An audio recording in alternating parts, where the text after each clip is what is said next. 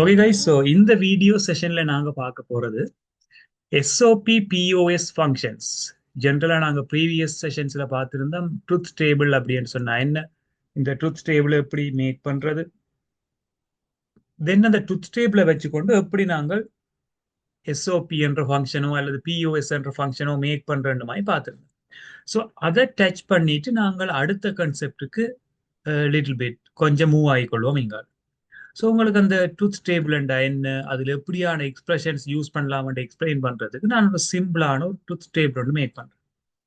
So இதில் பார்த்தீங்கன்னு சொன்னால் ஒரு டூ இன்புட்ஸை மட்டும்தான் நான் பேஸ் பண்ணி இதில் ஒரு எக்ஸ்பிரஷன் ஒன்று மேக் பண்ண போகிறேன். ஸோ ஃபர்ஸ்ட்டாக இதில் என்ன செய்கிறேன், ஏ அப்படின்ட்டு போட்டுக்கொள்கிறேன் இந்த எலிமெண்ட். அடுத்தது வந்து பி என்று மேக் பண்ணிக்கொள்வோம். ஃபைனலாக எஃப் அப்படின்னு மார்க் பண்ணி ஃபங்க்ஷன்ன்றது எஃப் அண்டு மார்க்.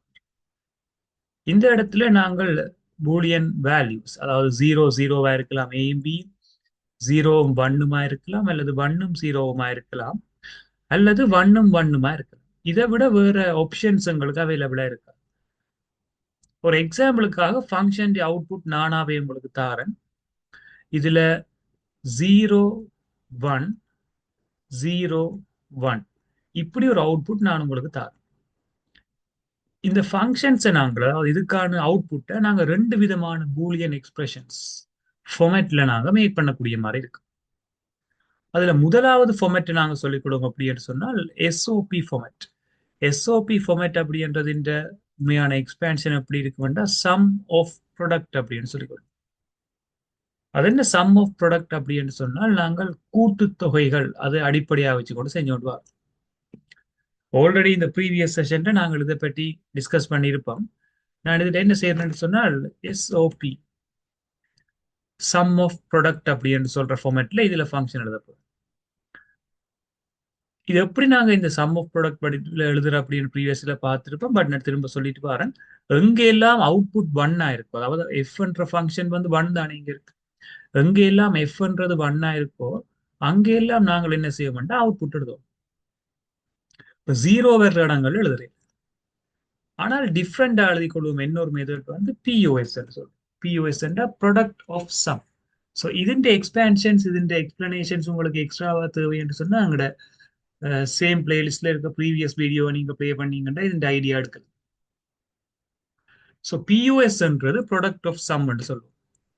பிஓஎஸ் ஃபார்மேட்ல எப்ப நாங்கள் ஃபங்க்ஷன்ஸ் எழுதுவோம் என்று சொன்னால் எங்கெல்லாம் 0 இருக்கும் அவுட்புட் அங்கெல்லாம் எழுதுவோம். இது நாங்க ப்ரீவியஸ் செஷன்ல பார்த்துருக்கோம். எங்கெல்லாம் 1 இருக்கோ அங்க எஸ்ஓபி, எங்கெல்லாம் 0 இருக்கோ அங்கெல்லாம் பிஓஎஸ். எஃப்தான் நாங்க பார்க்கறோம். தென் நாங்கள் எஸ்ஓபி என்றதை பொறுத்த மட்டும் இப்ப உதாரணத்துக்கு எக்ஸ் அண்டு வாரது எப்படி எடுப்போம் என்று சொன்னால் 1 அண்டு எடுப்போம். இதே எக்ஸ் பார் அண்டு வாரது எப்படி எடுப்போம் என்று சொன்னால் 0 அண்டு எடுப்போம். ஏ அண்டா 1 ஏ பார் அண்டா 0, பி அண்டா 1 பி பார் அண்டா 0. அதாவது நோமலான வேல்யூக்கு 1 அண்டு, பார் வார வேல்யூஸுக்கு 0 ஒன்று எடுப்போம். ஆனா இங்க வித்தியாசம், பிஓஎஸ்ன்றது கொஞ்சம் டிஃப்ரெண்ட். பிஓஎஸ் எப்படியான ஒரு வேல்யூவை கொண்டிருக்கும் சொன்னால் எக்ஸ் அண்டு வார இடங்கள்ல நீங்க 0 ஒன்று எடுக்கும், அதாவது நோமல் வேல்யூக்கு 0. எக்ஸ் பார் வார இடங்கள்ல 1 அண்டு எடுக்கும். இப்படி நாங்க ரெண்டு டிஃப்ரெண்டான ஐடியா வச்சிருக்கோம். இப்போ எஸ்ஓபி ஃபார்மேட்ல எழுதிக்கல பாத்தீங்கன்னா இங்க 1 இருக்கு. ஸோ 1 வார இடம் நான் ஒரு ப்ளூ கலரால இந்த எஸ்ஓபி ஃபங்க்ஷன்ஸை மார்க் பண்ணிட்டு வரேன். இந்த 1 வார இடம்ன்றது இதுதான், 0 1. ஏக்கு 0 பிக்கு 1 இருக்கிறபடியால நீங்கள் அதை எழுதலாம் எப்படி என்று சொன்னால் ஏ பார் பி என்று எழுதலாம். ஏக்கு 0 இருக்கிறபடியால ஏ பார், பிக்கு 1 இருக்கிறபடியால பி. ஸோ லாஸ்டா நாங்கள் எஸ்ஓபி இந்த 1 இருக்கிற இடத்தை பார்த்தீங்கன்னா ஏக்கு 1 இருக்கு, பிக்கு 1 இருக்கு. ஸோ இதை நாங்கள் ஏபி அப்படின்னு மார்க் பண்ணுறோம். ரெண்டுமே 1 இருக்கிறபடியால ஏபி. ஸோ ஃபைனலா நாங்கள் ஒரு எஸ்ஓபி ஃபார்மேட் ஒன்று மேக் பண்ணி கொண்டு வரைக்கல F is equal to A bar B மேல இருக்கிற ஃபங்க்ஷன் ஒரு பிளஸ் ஒன்று மார்க் பண்ணிட்டு ஏபி என்று எழுதுறோம். ஏ பார் பி பிளஸ் ஏபி என்று மாதிரி இந்த இடத்துல மேக் பண்ணலாம். இந்த ரெண்டு ஃபங்க்ஷன்ஸையும் நாங்கள் கூட்டல் என்ற அடையாளத்தை பயன்படுத்தி இணைத்து எழுதியிருக்கிறோம். அவ்வளவுதான், சின்ன விஷயம். ஸோ இதுக்கு ஏன் நாங்கள் எஸ்ஓபி என்று பேர் வச்சுக்கிறோம்னா சம் ஆஃப் ப்ராடக்ட்னு சொல்லுவோம். பெருக்கல்களின் கூட்டல், அதாவது தங்களுக்குள்ள பெருக்கப்படுறாக்கள் கூட்டலா விட வந்து ஸோ ஒரு ஃபங்க்ஷன்ஸ் நாங்கள் மேக் பண்ணியிருக்கோம், ஒரு ஃபங்க்ஷன் நாங்கள் எடுத்துட்டோம், இதுதான் அந்த விட. இப்போ நாங்கள் எழுத பிஓஎஸ் என்ற ஃபார்மேட்ல எழுதிக்கல, நாங்கள் கொஞ்சம் டிஃப்ரெண்டாக இருக்கும். அதாவது பிரக்கெட் போட்டு எழுதுறது பெட்டர். பிஓஎஸ் எழுதி எக்ஸ் அண்டா சைவர், எக்ஸ் பார் அண்டா ஒன்று தானே. அப்போ இதில் சைவர் வரபடியால் ஏக்கும் சைவர் பிக்கும் சைவர் வரபடியால் நீங்கள் இதை ஏபி என்று எழுதலாம். ஆனால் நடுவில் நாங்கள் பிளஸ் அடையாளம் போட வேண்டியது, கொஞ்சம் டிஃப்ரெண்ட். ஏக்கும் ஜீரோ பிக்கும் ஜீரோ இருக்கு அந்த ஜீரோ வர இடத்துல. ஸோ நாங்கள் ஏபி என்று எழுதலாம், பட் நடுவில் நாங்கள் பிளஸ் என்ற சிம்பிளை மார்க் பண்ண வேண்டியிருக்கு.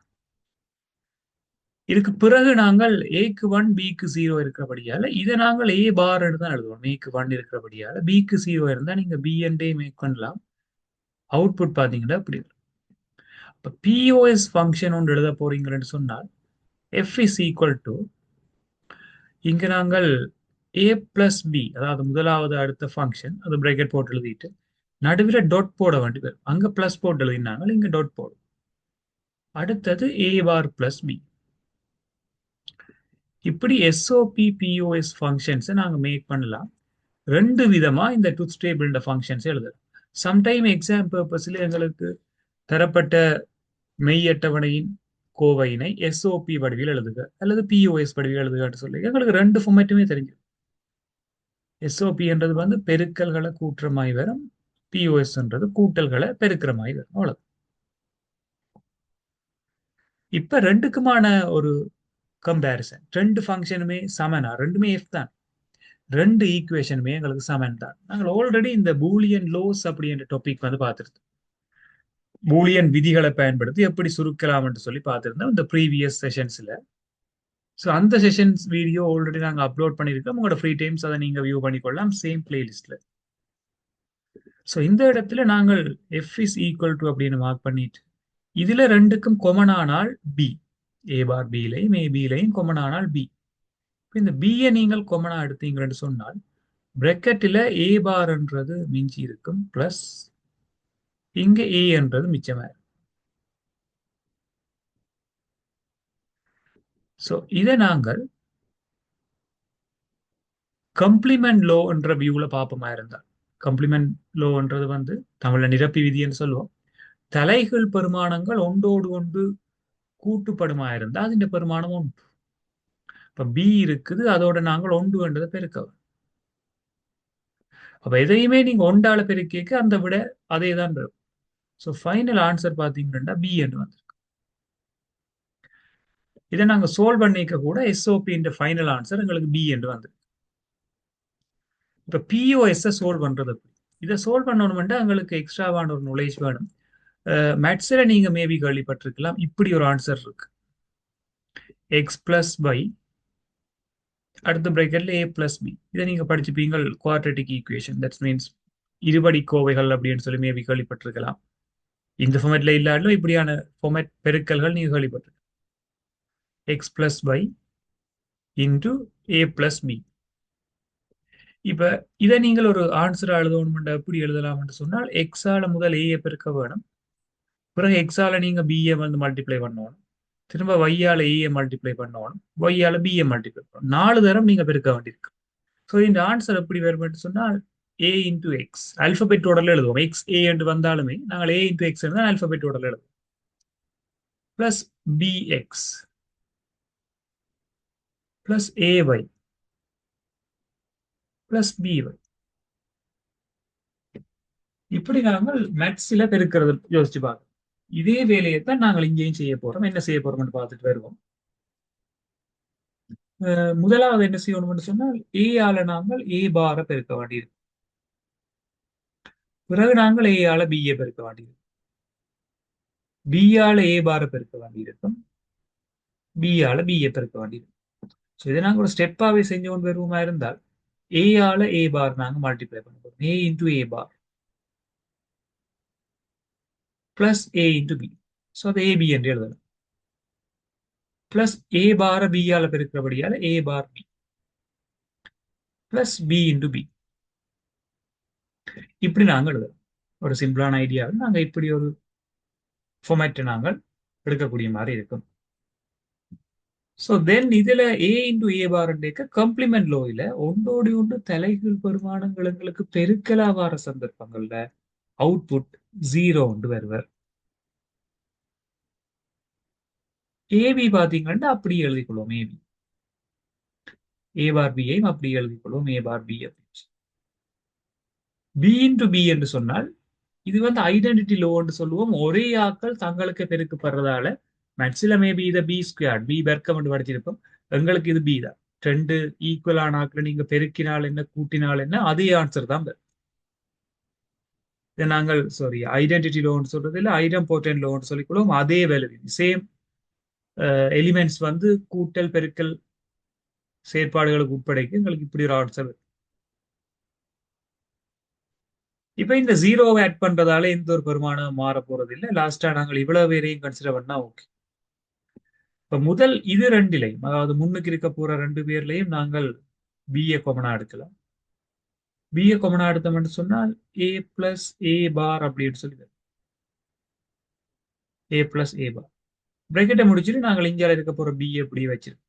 இது டிஸ்ட்ரிபியூட்டிவ் லோன்னு சொல்லிக்கொள்ளும். பொதுவா எடுத்துருக்கோம். இந்த ஏ பிளஸ் ஏ பார்ன்றது உங்களுக்கு தெரியும். முதலே பார்த்துருந்தா நீங்க ஒன்று ஒரு ஆளுடைய பெருமானத்தோட இவருடைய தலைகீழ் பெருமானத்தை கூட்டேக்கே ஒன்று பெருமெண்ட் பார்ப்போம். அது கம்ப்ளிமெண்ட் லோன்னு சொல்றது. லோஸ் உங்களுக்கு தெரியாதுலும் ஜஸ்ட் இந்த ஐடியா தெரிஞ்சா. ஸோ நீங்கள் ஆன்சர் வந்து பி இன்டு ஒன் என்று எழுதலாம் பிளஸ் பி என்று எழுதலாம். ஸோ சைட்ல இது இந்த ஆன்சர் எழுதி கொண்டு வரேன். இங்க பாத்தீங்கன்னா பி இன்டு ஒன்ன்றதை பி என்று எழுதலாம். என்னத்தையும் உண்டாள வரைக்கும் அதே ஆன்சர் தானே வரும். சைட்ல இந்த பியும் இருக்கு. இப்பதான் பார்த்திருந்தா ஒரே மாதிரியான ஆக்களை கூட்டினால் என்ன பெருக்கினால் என்ன அதே ஆன்சர் தான் வரும். ஸோ இப்ப நாங்கள் ஒரு முடிவுக்கு வரலாம். எஸ்ஓபி ஃபங்க்ஷன் நீங்க மேக் பண்ணா என்ன, பிஓஎஸ் ஃபங்க்ஷன் மேக் பண்ணினா என்ன, ஃபைனல் ஆன்சர் எங்களுக்கு வர போறது 9. இது எங்களுக்கு பி என்று தான் ஆன்சர் வந்திருக்கு. ஸோ இந்த எக்ஸ்பெரிமெண்ட்ல இருந்து நாங்கள் ஒரு டிசிஷனுக்கு வரக்கூடிய மாதிரி இருக்கும். எஸ்ஓபி பிஓஎஸ் ஃபங்க்ஷன் கொண்டு கொண்டு ஈக்குவலான ஃபங்க்ஷனா இருந்து கொள்ளும். ஸோ நெக்ஸ்ட் நாங்கள் எக்ஸசைஸா பார்க்க போறது இந்த டேபிள். ஸோ இந்த எக்ஸசைஸ் வந்து உங்களுக்கான ஒரு எக்ஸசைஸ். ஸோ இதை ஃபைன் பண்ணி எனக்கு எஸ்ஓபி பிஓஎஸ் ஈக்குவலா இருக்கு அப்படின்னு சொல்லி ப்ரூவ் பண்ணக்கூடிய மாதிரி இருந்தா ஸோ இந்த செஷன்ல நாங்க பார்த்து சக்சஸ்ஃபுல்லா உங்களுக்கு கிளாரிட்டியா விளங்கிட்டேன்னு சொல்லி ஒரு மீனிங்கா இருக்கு. ஸோ இதுலயும் பாத்தீங்கன்னு சொன்னா எஃப் அப்படின்றது எஸ்ஓபி ஃபார்மேட்ல எழுதிக்கல நாங்க ஒன்னா இருக்கிற நேரங்களில் எஸ்ஓபி எழுதி கொள்வோம். சேம் டைம் இங்க அவுட்புட் ஜீரோ வர்ற இடங்கள்ல நாங்க பிஓஎஸ் ஃபார்மேட்ல ஃபங்க்ஷன் எழுதுவோம். லாஸ்டா ரெண்டு டைம் சோல்வ் பண்ணின ஆன்சர் உங்களுக்கு ஈக்குவலண்டா வரும். ஸோ இது உங்களுக்கான ஒரு ரெஃபரன்ஸ் கொஸ்டின்.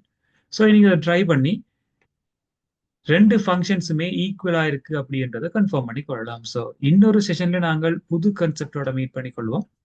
தேங்க்யூ.